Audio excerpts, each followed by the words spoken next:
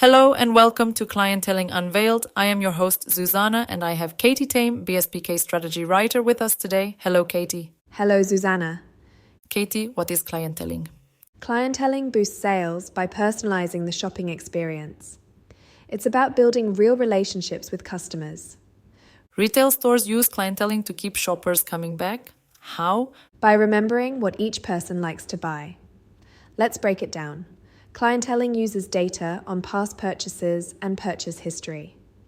Sales associates tap into this info to give custom service. They suggest items a shopper might love based on what they've bought before. Think of it like having a personal shopper who really gets your style. That's the goal of good clienteling.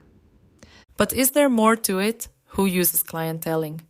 Clienteling isn't just for fancy boutiques anymore.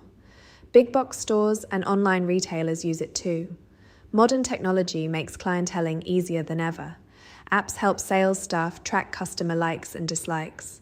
They can send personalized texts or emails about new products. Do you have a real-world example? Sure. Say you buy running shoes from a sports store. A week later, you might get a message. Hey, those new socks you asked about just came in. Want to try a pair? That's clienteling in action. It's about reaching out at the right time with the right offer. Isn't this just marketing?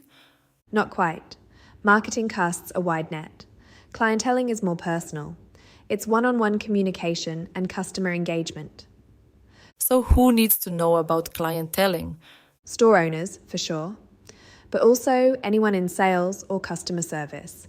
Even online businesses can use these ideas. Now, let's talk numbers. Stores using clienteling see big results. One study found it can boost sales by 33%. That's huge. Wow, that is a big deal. Why does it work so well? People like feeling special. When a store remembers what you like, it shows they care. That builds loyalty. But clienteling isn't just about selling more stuff. It's about making shopping better for everyone. Customers get what they want faster. Stores waste less time on mismatched sales pitches. Here's another cool thing about clienteling. It works for all kinds of businesses. Fancy jewelry stores use it. So do hardware shops and bookstores. The key is knowing your customers. What do they buy? When do they shop? What problems are they trying to solve? Good clienteling answers these questions. Then it uses that info to help customers faster. Let's look at another real-life examples. A small-town bakery might remember your favorite cake flavor. They call when it's fresh out of the oven. That's old-school clienteling. Or a big online store might suggest books based on what you've read before. That's high-tech clienteling. It seems both ways work because they make shopping easier and more fun. But clienteling isn't always easy. It takes work to get right. Stores need good systems to track customer info. Staff need training to use that data well. And here's a tricky part. Some folks worry about privacy. They don't want stores knowing too much about them. Smart businesses find a balance. They use data to help, not to bug people. So how can a business start with clienteling? First, gather info. What do your customers buy? When do they shop? What brings them back? Next, train your team. Teach sales associates to use customer data to give better service. Show them how to make smart suggestions. Then, pick the right tools.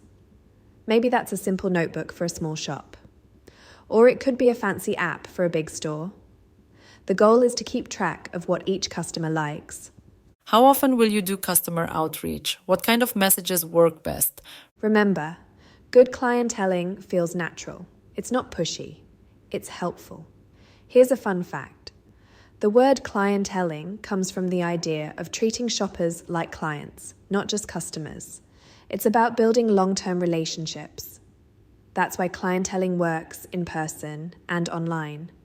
It's all about connecting with people. Think of it like this. Good clienteling turns shopping into a conversation. It's not just buy this. It's, hey, I thought you might like this. What do you think? That's why effective clienteling boosts sales without feeling salesy. It's about helping, not just selling. Exactly. Many businesses now use an omni-channel approach to clienteling. This means providing a smooth experience across all shopping channels, in-store, online, mobile, and even through live video chats. Clienteling is a powerful way to make shopping better for everyone. It helps stores sell more by helping customers find what they really want. Get started today.